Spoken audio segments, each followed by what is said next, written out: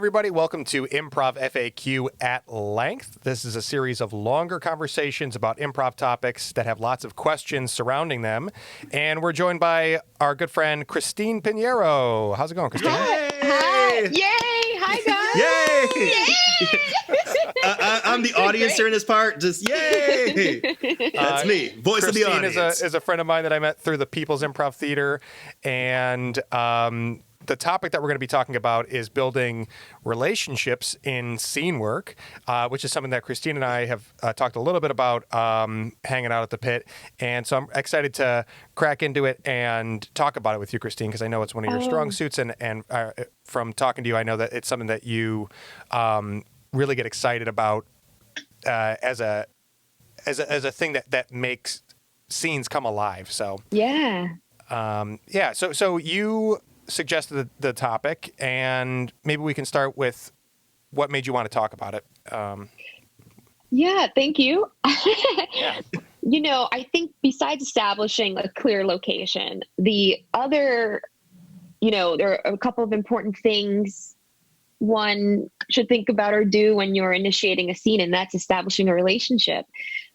Because I think that's a good way of moving the scene forward if you know who you are and how you feel about the other person. And then you can make discoveries and find the funny after you establish that, which makes it easier to find. Absolutely, yeah. Yeah, I completely agree. Yeah. How do you,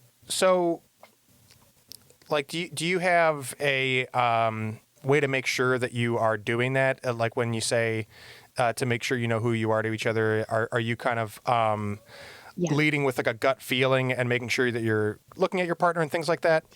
Always eye contact. And then I just make a statement. I say their name because I know them already. Then I say their name, establish location, and then I tell them how I feel about them.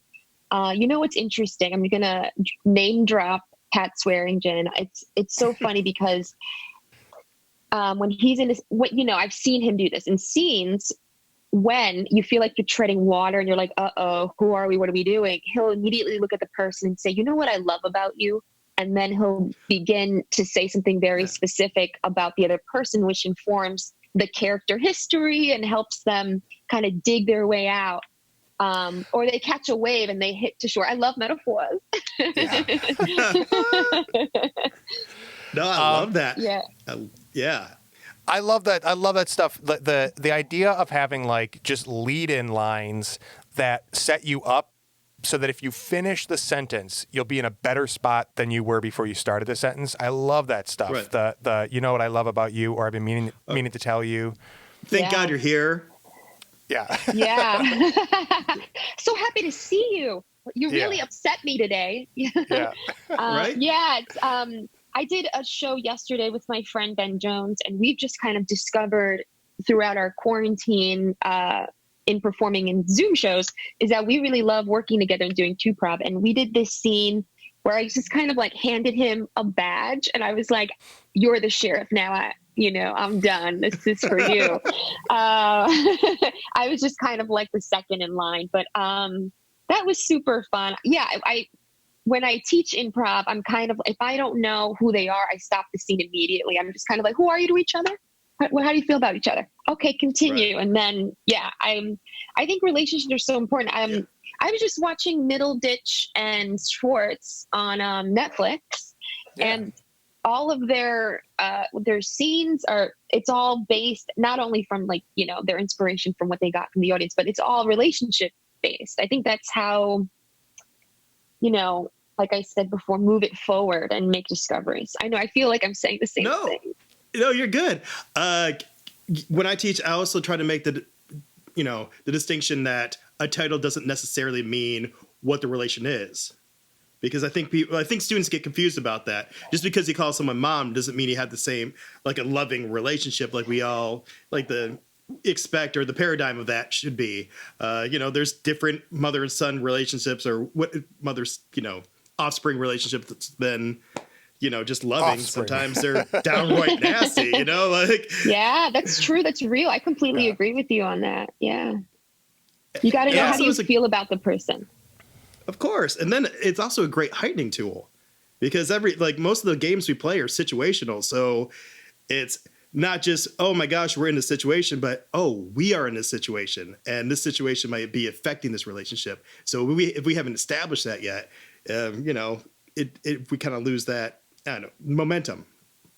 Yeah. There's this fun exercise I like to do where the way that I preface it is, I think, what's his name? He's an actor. What's his name? He's Cowbell on SNL. Christopher Walken. Will Ferrell. Christopher Walken. Yes, Christopher Walken. Yeah, Sorry, that could have been also correct. So Christopher Walken had this quote about acting, and I'm going to paraphrase. So for example, if you take the line "pass the salt," there's so many ways you can say that line that can convey how you feel about someone. So for example, I could look at someone and say, "Pass the salt," which kind of can insinuate that maybe I'm flirting with them, or pass the salt. The point that I'm trying to make is, I guess having a strong emotion can indicate or inform relationship as well. And so you named like that lead-in line of like, you know what I love about you? Are there other ways that you, if you feel like you're not connecting in that way in a scene, that you, are you just like, okay, I'm going to be mad at this person and then figure it out later? Or do you kind of like put a label out there, make the choice, and then like, what are some tools that you use when it isn't happening that way? My favorite tool is I like to kind of just say exactly how I'm feeling. I will literally say, I don't feel like we're connecting. I will literally say that. Or I would say, I'm having trouble connecting with you, or I'm not feeling it today. I don't know what I'm doing, man. I just don't feel like I know what I'm doing. I like doing just exactly saying how I feel, because I think that frees me from being in my head. Then I let it out. It's out of the way. I don't even have to sit on it, worry about it. I can just move forward. And that in turn will allow my scene partner to react to that. And then I just respond to whatever they give me back. So that's one tool that I like to use. Yours. I don't know what just happened there. I have to swallow my saliva. To yours. Dramatic pause, please. No, like, James, I noticed there's something you would do. Like, it's more, you usually make more physical choices. So like there's usually a physical attachment to the emotion or how you feel about the person. For example, if you're washing dishes, usually like it's not just someone washing dishes. As soon as someone walks in, that your movement changes, you express more emotion and how you wash the dish and stuff like that. Is that a choice you make, or is that something, a goal, or I don't know how to put it, but yeah, that's funny. I think that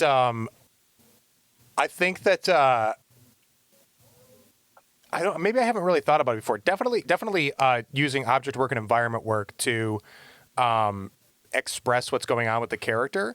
When it comes to relationship, I think the thing that I do is that I kind of like tense up with with some kind of small emotional choice, and that might be like curiosity, or like adornment, adoringment, swallow, or it might be like hesitation or nervousness or whatever. And it's just like little. I just try to like have some kind of little expression about when I start a scene with somebody from a blank slate, or if somebody enters, is to just have a little bit of tension or energy, I think is what I would say is my reflex. I don't always make a big choice or a big move, but I make this little like surface energy tension. All right. What about you, Bob? What do you do to tend to relationships, or how do you make sure you get to it if you don't have it yet? There's one question I do ask myself: is this the person I would want to have in this? Is this the person my character would want to have in this situation, or is this a person I absolutely wouldn't want to have in this situation?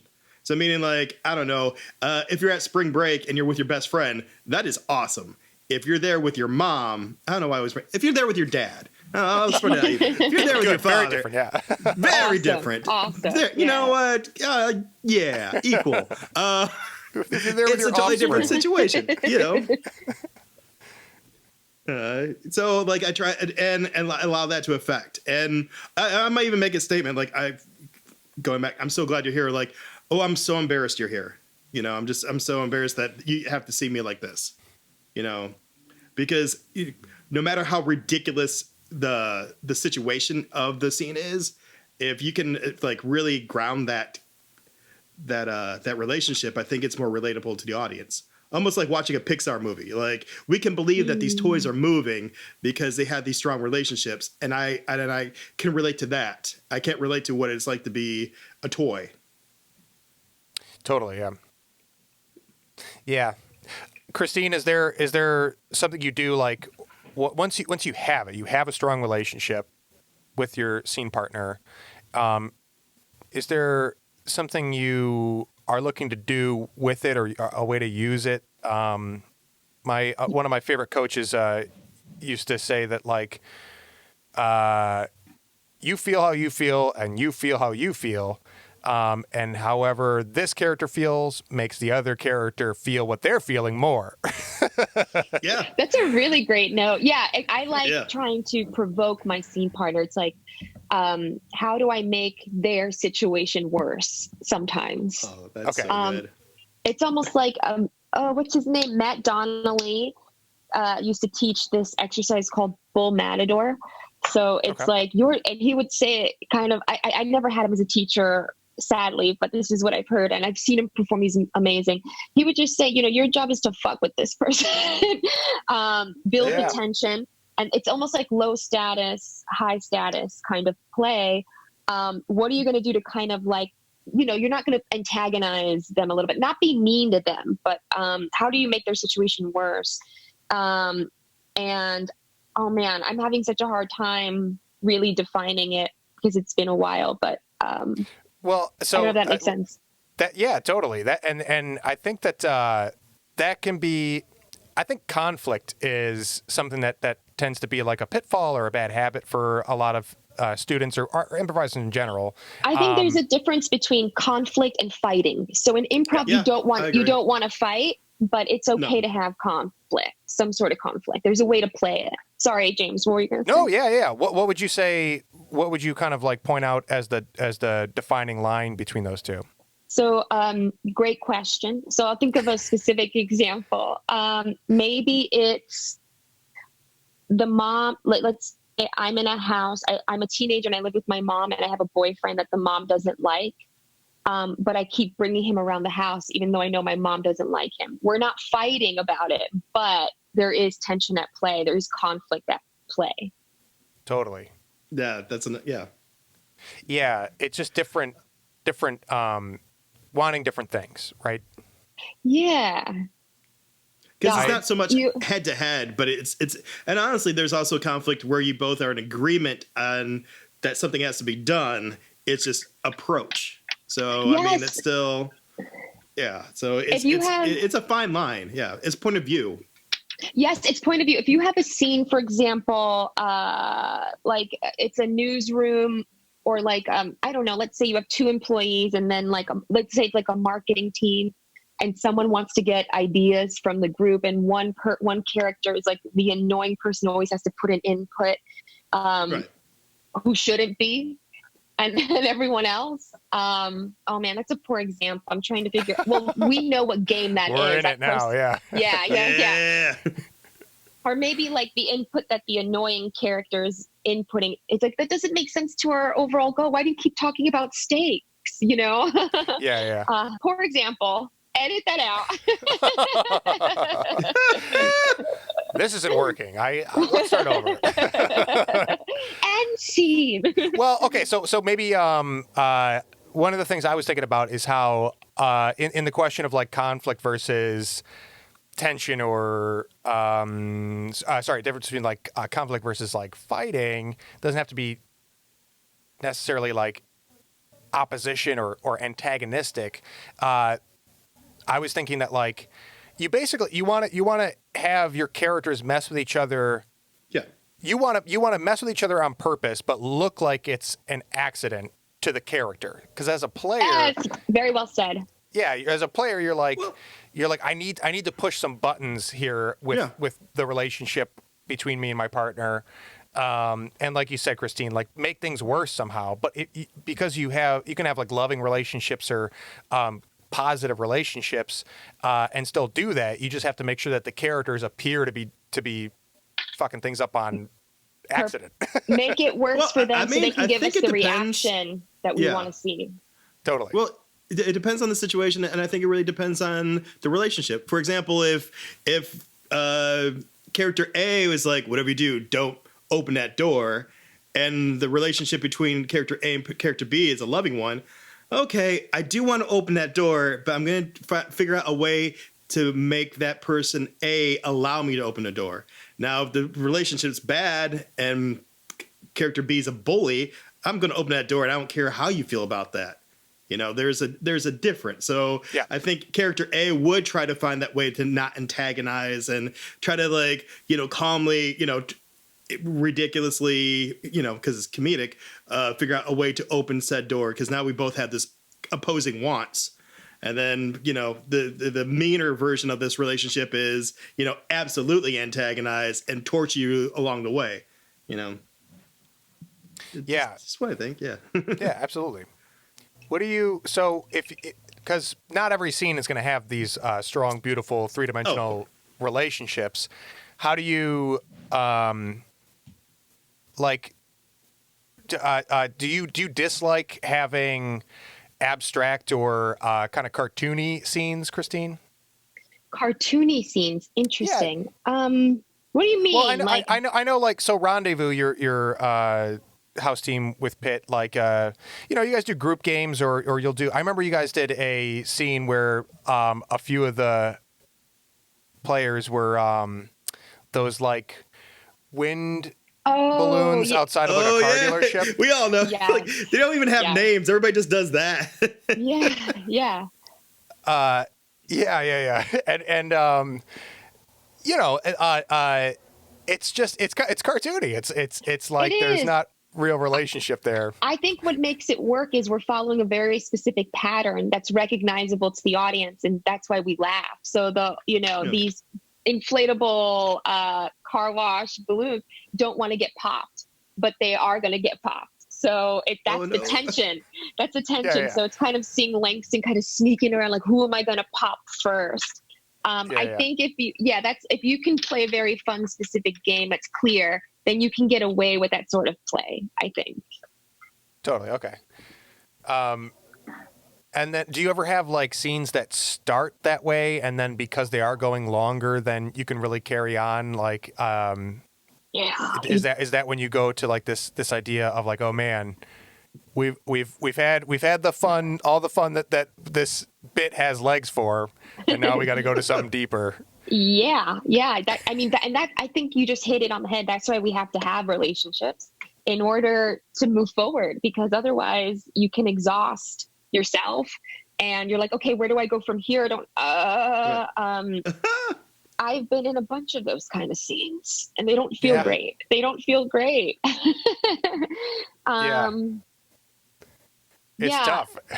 It's really hard to come out from that.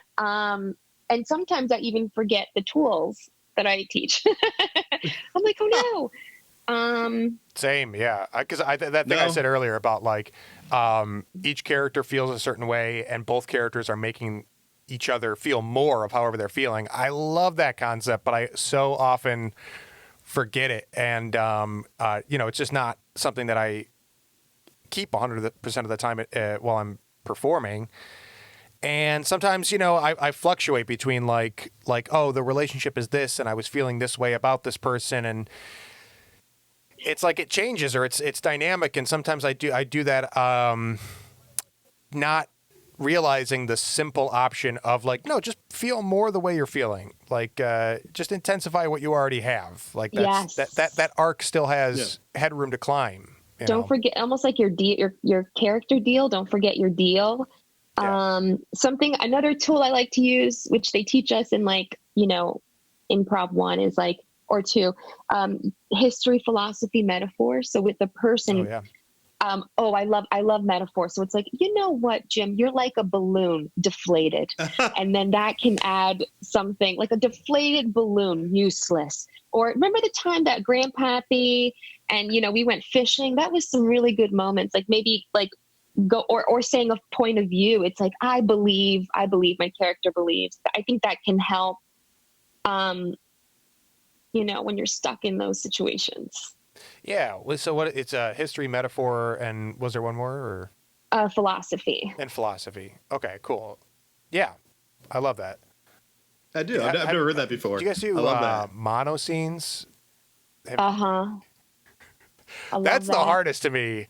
Because you really, in a mono scene, you have to have a really strong sense of relationship and a really strong, basically a really strong sense of who, what, where. Because it's with a fixed location and a real-time timeline. Yeah. Like, you better have characters that are strong enough to watch in real time in a single location. What you said you've worked with monoscene before, Christine. Is there like, if you know you're going to be in it for even longer than like just a 5-minute scene, does that change how you approach things? That's a great question. What I love about the monoscene, it's each relationship is almost like its own game. It's like its own individual scene within one scene. So what does that mean? If I'm in a scene with Grandpa, I have a particular relationship with Grandpa and a dynamic with Grandpa, or a game, if you will. And then all of a sudden, Cousin Lynn enters. Now that's a different scene. Me and Cousin Lynn, that's a different game.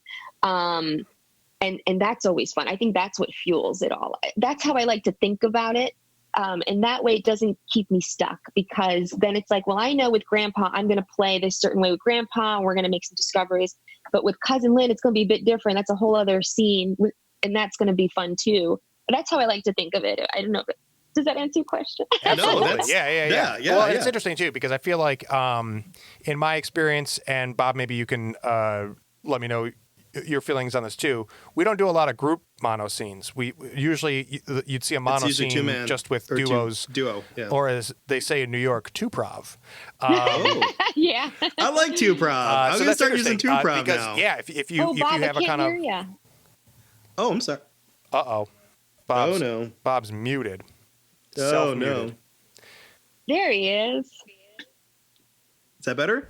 Yes. Yeah. Okay. Weird. But yeah, so we do mono scenes typically with two people, but I love the idea of, if you have a group, I mean, it sounds like a lot of juggling, and I can't say for sure if I can remember a group mono scene that I've been part of, for example, but like, yeah, that revolving door of like, my game is different with all these individual people. And how you feel about them is different. I think the other thing that kind of anchors a mono scene is, what's the event? There is a particular event that's going to happen that we all agreed. So, for example, I did a mono scene with my old improv team, Peaches Galore. And in the scene, my teammate Andy and I it was the 1940s, it was World War II, and we were in the kitchen waiting for our son to come home. So that was the event, was waiting for the son to come home. And through that time, whoever came in through the kitchen door was people that knew us, were people that knew the son, but we knew eventually the son was going to come home. So just leading up to that moment can build momentum, and it's kind of exciting to see what happens, improv. Totally. Yeah. Stakes to the moment. Having stakes, having an event. Yeah. That is like the form, that is the epitome of having a strong relationship, is you have to have relationships in order for that to succeed. Well, I guess in every show you do. What am I talking? That's what we're talking. That's what we're talking. I mean, if you really want to put the pressure on it, though, I mean, yeah, because you'll get to like, it doesn't matter how it starts. You'll get to like minute 7 and be like, what are we doing now if you don't have a relationship? Hang on there. we just gotta beat this clock. Yeah. When's the sun coming home? Bob, what's your experience with mono scene? That is currently what Peterson and I perform. We perform a mono scene. Yes. That we're trying to do that technique, like getting no get, and just, almost like, because he and I took that Wazowski workshop together, and I really enjoyed that philosophy of, or conflict without fighting, not taking, gets from the audience, using your scene partner's, physicality and proximity and all that stuff, using your scene partner as the get, or as a gift, and then building it slowly from there, trying to be as organic as possible. So with that type of play, it automatically has a pacing to it, and then, focusing on the establishment. So while we're, trying to figure out what the scene is, how to start the scene, we are slowly establishing little things. He might start some kind of physicality, and I'll start one, and try to figure out, where would these two things, what location where these two things fit, even if we call out each other's physicality and rename it. He might be washing his car, but I'm telling him he's, performing surgery. So now we know where we're at, and then just going from there. Because, like you said, if you start too fast and you do your whole story arc in the first 7 minutes and you got 20 more to go, it's a rough night. Yeah. I love TJ and Dave. And I've watched them perform so many times. And, something else I tell my students, what I learned from TJ and Dave is exactly what you said, Bob. Any type of physicality is information, and we use it, that informs your next move. They really do take their time. I love that they build the tension. It's such a masterclass of improv. And it's an interesting style. Not everyone plays that way, but it's beautiful. Yeah, I completely agree. Yeah, they're another two-person. Wait, I'm sorry. What'd you call it again? Duo. Two-prov. Two-prov. No, don't know. Whatever. I want to use this because recently I've always learned it. It's called, two-man. Even when it's not two male or identifying males. So I like having it like something. Yeah.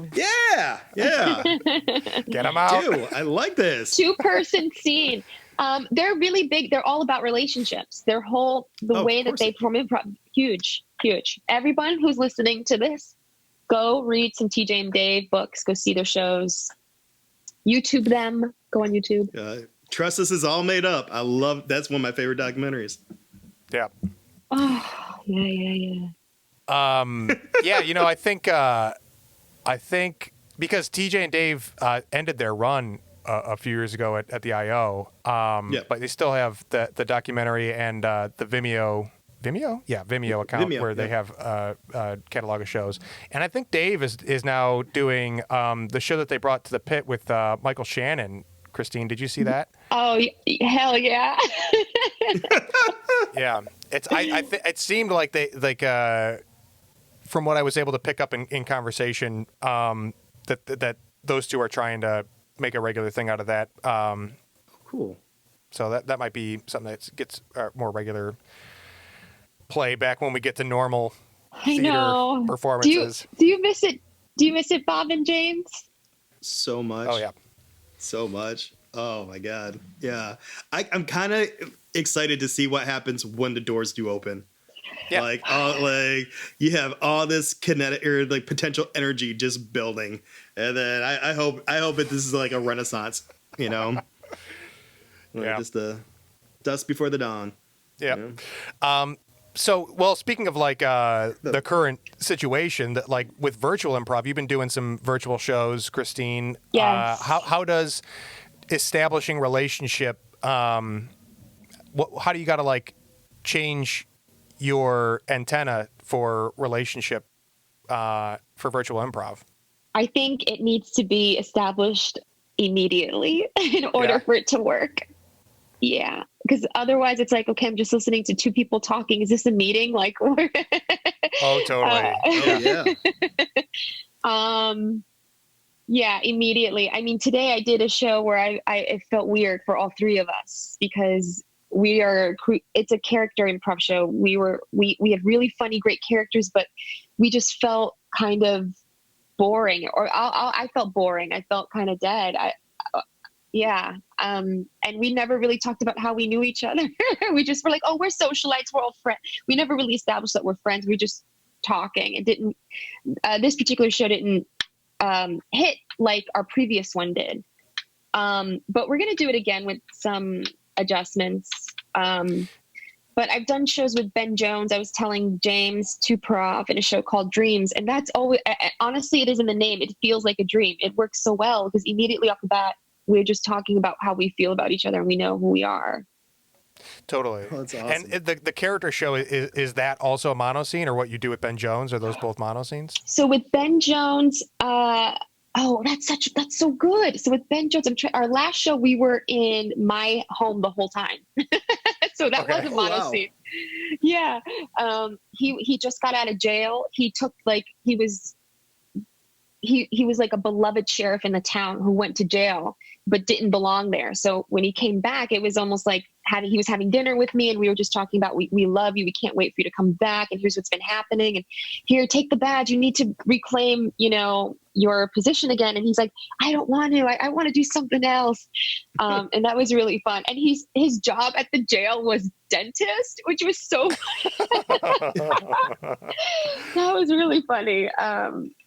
Yeah, it was a mono scene. Oh, cool. I've done other shows with Rendezvous. So for example, they're not a mono scene. We go like cut to whatever or tag out Sarah, and it's kind of interesting. Oh yeah. Yeah. So in those especially then, because again, if you're doing a mono scene, you got on the one hand, the burden is that you have to make sure your foundation is so strong that you can carry it on for as long as you need to for a single scene. But you have time. That's the benefit, is that you have time to patiently feel it out.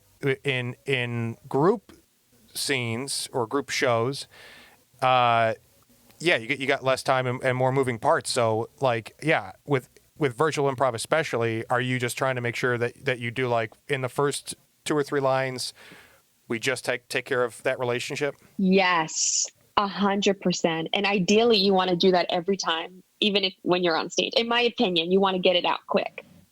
Yeah. I agree. Yeah. It's funny because it's something that I have to make sure that I do, because Bob and I have talked about this, that we I think if I were left to my own devices, at least right now or lately, I would do mostly kind of like abstract and meta stuff, and have the kind of spice or anchor be like relationship scenes. But I just love to play around in fanciful or surreal worlds, and I don't know if it's the way my mind works, or if it's just like that I get drawn to it lately, but I see more opportunities and potential to go in those routes, and so I often have to make a conscious effort to be like, go back to who, what, where, make sure I'm connected with my scene partner. Otherwise, I will fly off the earth. Oh man, what a fun reveal. You are the Salvador Dali of improv. I've always found you to be quite grounded when I've seen you. And Christine, it's because I'm earning trust. You earn it so well. I just feel like, everything you do is earned, to be honest, from what I've seen. Oh, thank you. I can't remember. I'm trying to think of an example of when I've seen you. Whoa. That's my impression of you going. Yeah. Salvador meta.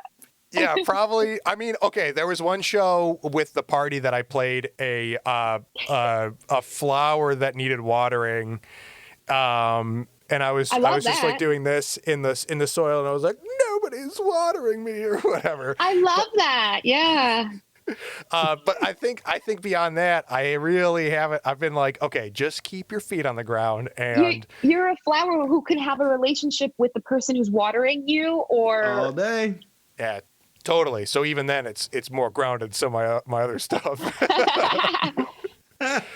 But yeah, yeah, I just try to make sure that and maybe that's another kind of like point to relationship and who, what, where is that it's much more easy. It's easier to establish a relationship with the person you're on stage with if you're looking for a relationship between the characters. There's something more familiar about it, and you do have to have that as an anchor, I think, first, before you can really depart from it. Because otherwise you just rolling the dice is really what it is. Lots of rolling the dice. You're rolling the dice. You're treading water. It's like if once you know, you can glide. Once you know, do a little back. Right. I don't know swimming. Show off. Those are all swing words. I don't know, but I feel like they are. I was gonna say, I was like, oh, what are those words? I can't remember. I've been in my room for 3 months. Yeah. I could go for a swim. Backstroke. I wish. So Christine, maybe we can end on this is that for people who are like really struggling with like making sure that they have those relationship foundations in their scene work and in their shows, what is advice you give to students, and maybe what's like your top 1 or 2 exercises that you run with students of any level to reaffirm relationship? Oh, great. I do 3-line scenes, who, what, where. I think establishing environment can help them think of who are the people that could live in this environment, and then what is their relationship. I think that can inspire relationship. Once you name the environment immediately, I tell them, think you're a real estate agent. Location, location, location.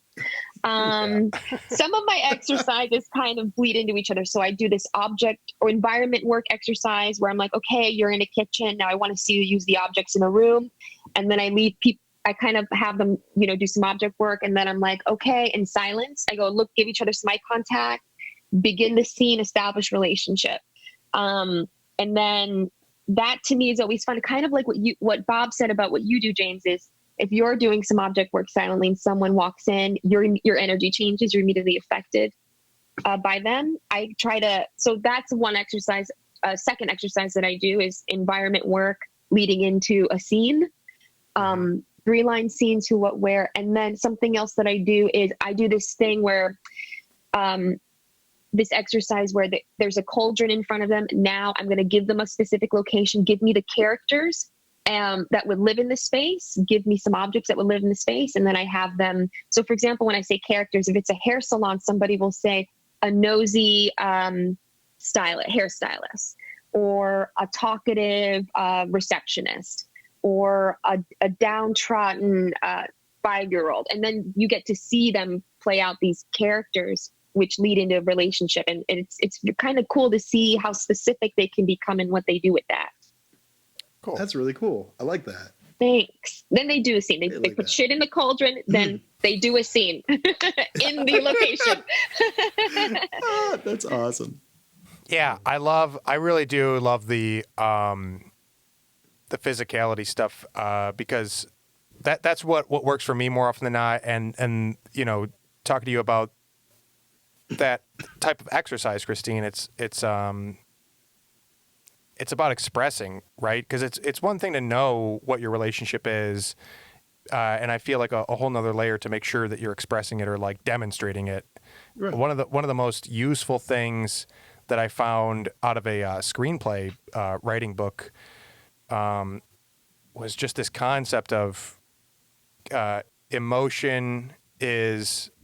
I'm going to make sure that I have this right after we get done with the talk here. But emotion is kind of like the internal world of the character, and physicality is the external world. So whatever whether it's your character's deal or the relationship and how you feel about your partner, just finding ways to express it cannot be under or overvalued. It's valuable is what I'm trying to say. Yes. And doing that goes a long way. Absolutely. Emotions. Yes. Yes. Okay, well, great, Christine. It was really, really nice to talk with you. So and much fun. Thank you. This was lovely. Thanks, you guys. Yeah, I miss you very much, and I miss you too. yeah, hope you're doing Very well, all nice things meeting you. considered. Before we go, so you've been doing these virtual shows, and right now it's May 1st, and this will probably come out in about 2 weeks. Do you have anything regular with the virtual improv, or things that people can like follow? Yes. If they go on Facebook, the People's Improv Theater, they can see live shows on Mondays and Wednesdays. My team Rendezvous performs every Wednesday at 8:30. And also they can check out the armorycomedy.com for shows as well. Groovy. Awesome. So Very cool. So nice meeting you. I'm so happy we got to talk. We'll do this again. Bye. Yes. Thank you, James. Thanks, Bob. Thanks again, Christine. We'll talk to you again soon. Bye. Have a good one. Bye.